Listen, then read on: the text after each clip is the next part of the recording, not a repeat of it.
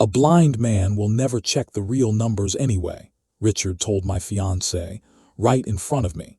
I said nothing. 4 months later, I brought the original server backups to the year-end meeting and ended his career at my company in exactly 3 minutes. 13 years ago, my career reached the highest peak that someone starting from scratch could ever dream of. I am Matthias Hale, 38 years old at the time, chairman of the board of Walkon Group, an eyewear chain with over 50 branches spread across states from Massachusetts to California.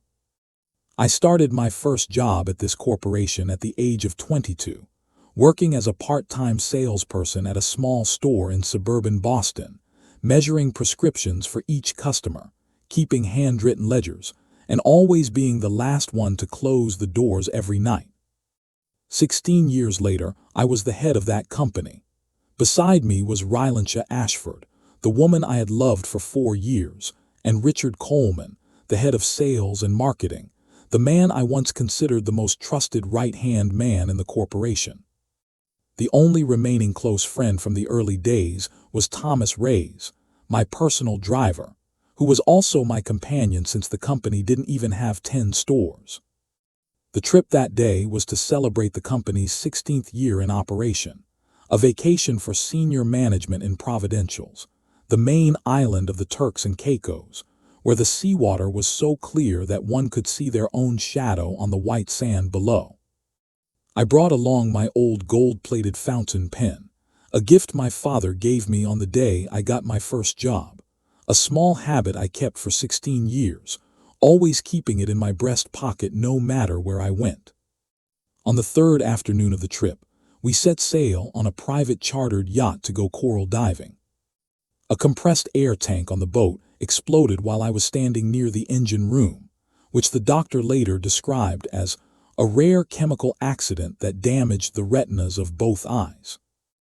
I woke up 3 days later in a hospital room in Miami, the world around me just a monochrome black. The doctor said the damage was permanent. For 3 consecutive months after the accident, Rylantia and Richard cared for me as if I were their only remaining relative in the world. Rylantia fed me every spoonful of soup, read the financial reports to me every night, and held my hand every time the doctor came to check on me.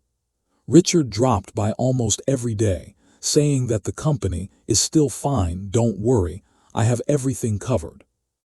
But on some nights when they thought I was asleep, I heard the sound of chairs shifting closer together than necessary whispers cut short mid-sentence when a nurse's footsteps passed by and Rylantia's phone constantly vibrating at 11 o'clock at night.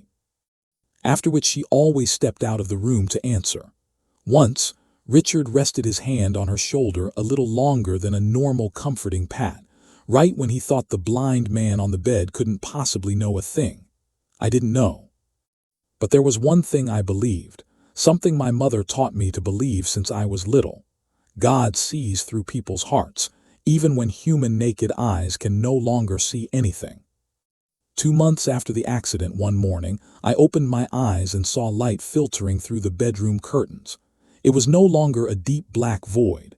It was real light with shapes, with the shadows of tree branches swaying in the yard. My private doctor, the only person I informed, explained that perhaps God had saved me that day. The amount of chemicals that splashed into my eyes might have been blown off course by the sea breeze, just enough to turn the damage from permanent to temporary. And my vision would gradually recover over the next few weeks. I was supposed to give Rylantia a surprise, but something in my mind urged me not to do it right now. I lay there, looking at the ceiling with my newly revived eyes, and thought about the period of helplessness over the past time, and my imaginations about the times Rylantia and Richard whispered, the times she hurriedly silenced her phone and went outside to answer. I wanted to know the full truth about what they had been doing right in front of a blind man lately, whether it was just my overthinking, or if there was a much larger conspiracy taking place. I called Thomas to my house, locked the room door, and for the first time since the accident, I looked straight into another person's eyes. "I need you to help me with something," I said. "But first, you must promise not to tell anyone, not even the doctor, not even my lawyer until I say it's allowed. The first thing Thomas wondered was not what he needed to help with, but rather about my eyes, whether they had regained their sight or not. He hurriedly asked, "Matthias, your eyes." I interrupted his sentence by putting my finger to my lips signaling silence, and nodded in confirmation to Thomas. From that day on, my act as a blind man continued. I let Rylantia guide my hand up every step. I let Richard read me the reports that I already knew he was omitting important numbers from. I relearned how to hold chopsticks without looking, how to clink glasses without searching, how to keep my gaze always slightly misdirected from where the sound was actually coming from, so that no one would suspect. Thomas silently monitored Rylantia and Richard's schedules whenever they said they needed to go out to handle private business. He photographed meetings at a small cafe 4 blocks from the office, recorded license plates, times, and the occasions they left together, and returned 15 minutes apart. 4 months after the accident, Thomas brought me a thick, handwritten notebook with no one's name on it, only columns of dates, times, and locations. In it was a line that made me read it 3 times. A meeting between Richard and 2 other board members at a private restaurant in the Back Bay area, without Rylantia present, lasting nearly 3 hours. The topic, according to a waiter Thomas had tactfully questioned, revolved around who would be more suitable to run the company once the chairman's health condition did not allow him to continue. Richard not only wanted to kick me out of my 4-year romance with Rylantia, but he also wanted to sit in my chairman's chair. Once, all my calculations were almost ruined when Thomas was copying data from Richard's office computer, a task he could only do late at night when the security guards changed shifts, and Richard unexpectedly returned to retrieve a forgotten jacket. Thomas managed to turn off the screen in time and pretended to be wiping the desk as requested by the cleaning department. Richard looked at him for a moment, casually asking why the chairman's driver was on this floor at this hour. Thomas replied that I asked him to fetch some old documents because the chairman prefers to hear a familiar voice reading rather than letting the new assistant read. Richard nodded, not suspecting further, but from the next day he changed his computer password twice a week. That night when Thomas recounted it to me, his voice was still a bit shaky, his hands gripping the steering wheel tightly even though the car was parked still in the garage. "It was almost all ruined, Matthias," he said. If he had flipped that laptop open for just 3 more seconds. I didn't answer immediately. I just placed my hand on his shoulder, the way a true friend would, and said that from now on we would be more careful, slower, without rushing. One night, about a week before the year-end summary meeting, I sat alone in my home office, all lights turned off, not because I needed to pretend to be blind in my own private space, but because I wanted to sit in the darkness that I once thought would be permanent. I took my father's fountain pen out of the drawer, twirling it between my fingers like an old habit. I thought about 16 years ago, the 22-year-old young man standing behind the small glasses counter, measuring prescriptions for each customer with trembling hands because he was new to the job. I thought if that day I knew in advance that one day I would be sitting here, pretending to be blind in my own house, to expose the woman I once intended to propose to, would I still want to walk this path? My question still had no answers that night. I only knew I had no way back, and there are things that once seen, one cannot pretend never to have seen. The year-end summary meeting took place in the main conference room on the 22nd floor of the headquarters building, with all 11 board members, department heads, and independent audit representatives fully present. Richard stood up to present the financial report. His voice was calm and professional, exactly like someone who had practiced this speech many times in front of a mirror. Fourth quarter revenue decreased by 17% compared to the same period, he said. Behind him was a projector screen displaying images of revenue and sales charts with red arrows plunging downward. Operating costs skyrocketed due to recent approval decisions lacking detailed oversight.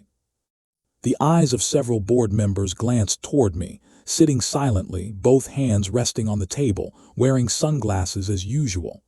"I am not saying this to lay blame," Richard continued, his voice lowering, full of well-rehearsed regret. "But since the accident, Mr. Matthias has been unable to directly review important decisions. This is no one's fault, just a reality we need to face." Rylantia sat next to me, placed her hand on mine, and whispered just loud enough for the two people nearby to hear. "You don't have to listen to everything, let me explain later." I took off my sunglasses, not because the twist needed a gesture. I took off my glasses because I wanted to look Richard straight in the eye before he could even understand what was happening. "That number is wrong," I said.